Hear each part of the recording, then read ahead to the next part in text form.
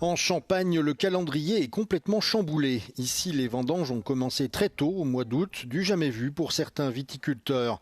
Dans les coteaux d'Auvillers, les vendangeurs ont commencé leur journée dès 6h30, alors que le raisin a mûri à une vitesse record sous l'effet des fortes chaleurs.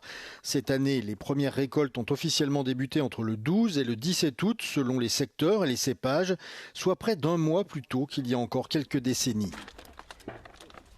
Moi, ça fait 30 ans que je travaille sur l'exploitation. Et au début que je travaillais, à 30 ans, mon père il me disait au 15 août, allez, pars en vacances.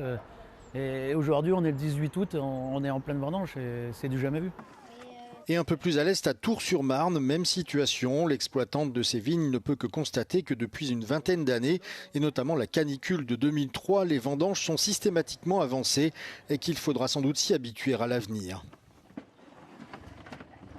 2003 reste dans les annales, on s'en souvient encore. C'est d'ailleurs la première année où on a vendangé fin août en Champagne.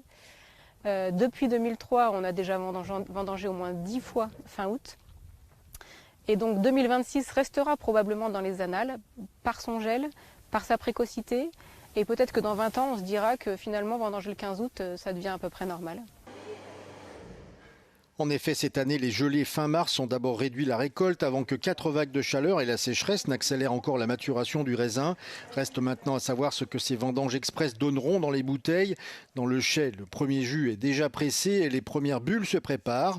Alors rendez-vous dans quelques années pour savoir si ce millésime très précoce aura aussi été un grand cru.